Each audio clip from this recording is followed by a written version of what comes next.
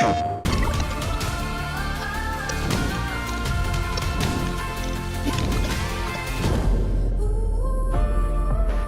everyone, Persia here, and I'm your host for this episode of Women of the FGC Street Fighter V edition. I'm super excited to be a part of this and to highlight some of the awesome women that we have in the FGC and to give some shout outs to their amazing accomplishments along the way, which gets me super excited to talk to Marine today, who has definitely been tearing it up in the Street Fighter world. Marine, thank you for joining us, and it is so good to see you. For all of our viewers, let them know who you are. Thank you so much for having me here. I'm super thankful, so happy to be here with, so many amazing women, and of course you as well, and of course being a part of the FGC. I am Marine. I am sponsored by UAU as a professional Street Fighter V player, but I have been dabbling with commentary as well, so it's been a super awesome experience. I really, really love it. I am just like everyone else, just want to mash buttons, just want to hang out and have a great time. So, Street Fighter V is kind of your main game right now, but there has to be a start to it all. What was your first fighting game? My very first fighting game, like when I actually started to get competitive, was probably Injustice. I played Nightwing. I really like Nightwing. He's so cool. So cool. But it is a really weird transition, because it came from Injustice, where their playstyle, their inputs are super different than Street Fighter. But I think it was just more of like friends being super interested in Street Fighter, and I was like, hey, sure, I'll dive into that too. Exactly, the power of friendship. So were there other aspects besides the homies that helped you keep your interest in Street Fighter V? Like once you started playing and got introduced, were there other elements that were like, all right, here we are, I'm ready? I guess I kind of want to dial back where my dad, he introduced me to video games. Just in general, he would play Super Mario 64 on the Nintendo 64 before it was our bedtime, or he would go to the video game aisle and seeing what kind of new games there are, while I'm just like, Dad, can I get this game? And he's like, maybe later, we'll get that someday. So yeah, honestly, he was there to get his games first. He was like, no, I gotta get my games first. Exactly. So yeah, shout outs to my dad for getting me into video games, and then me getting into competitive fighting games as well. It really has been a long journey, but I'm super thankful for him, because if it weren't for him, I wouldn't be here, really. You've talked about all these fighting games you played all these years that have passed, so you have to have a favorite character. Who's your favorite fighting game character? Well, obviously, I play Laura in Street Fighter V. She has been my main slice. She's my girl. I love Laura so much. She's great. And I also play Poison as a secondary. And then, of course, Jury in 4, the first character I picked up. I really like her in 5, but her playstyle for me, it just doesn't fit me. So my favorite character would probably be Laura. I respect it. But, all of them strong, powerful women. You love to see it. If you think about it, they're much like yourself, because you are also a strong, powerful woman in this scene. You have made a massive impact. And, I think it's worth exploring a little bit of your perspective of the community and seeing maybe some of your experiences, some of the challenges you've faced so far, and how you overcame those. It was a very interesting journey to where I am right now, because when I started getting to fighting games and I found my local scene, the MNFGC, I felt excluded in a way, just because of my my gender and how I interacted with people. I was really friendly. I wanted to ask for sets, I wanted to ask for tech, but then people just kind of gave me a weird side eye, or just kind of that vibe where they just didn't want to be around me.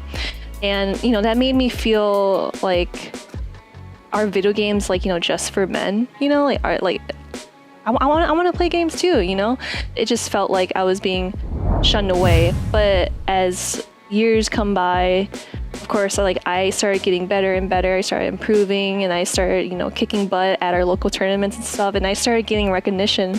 But it's I really wish that people would be friendly, or show tech, be helpful, and welcome literally a new member, whether you're a man or a woman, or like you're a mattress, or whatever the heck you are, you know, who cares? Next, into the competitive scene. Combo Breaker 2017 was the actual first major that I've competed in. And I was surprised to go 2-2 in that tournament. You know, I was able to show my stuff and play with other people from around the world. So it was a really cool experience, and it made me want to come back for more. It made me hungry. 2019 was a very successful year for me because I beat a very top Japanese player, Dogura. Dogura plays multiple fighting games. Super prestigious player. He's so cool. Like, I actually love watching him play. That memory will stick to me for years and years and years. I remember when I had to go on the stream stage to play him, you know, in my head I was like, man, I'm definitely gonna get washed, but that's okay. I'm just gonna show what I can do what I do best, and just be myself. My heart was beating so fast, and then all of a sudden my heart just like stopped. Well, I would say stopped beating, but it like but overall, you know, I listened to my instinct. So I remember that one instance where I activated the trigger and I knew Dogura was going to do EX headbutt. So I did the crouching bread and butter, which is light kick into light punch, and I locked his EX headbutt, and I was like, all right, let's go, party time. I gotta show myself. I gotta mix him up, and I beat him first round. I'm so nervous just talking about this because I'm like reflecting back of like what happened.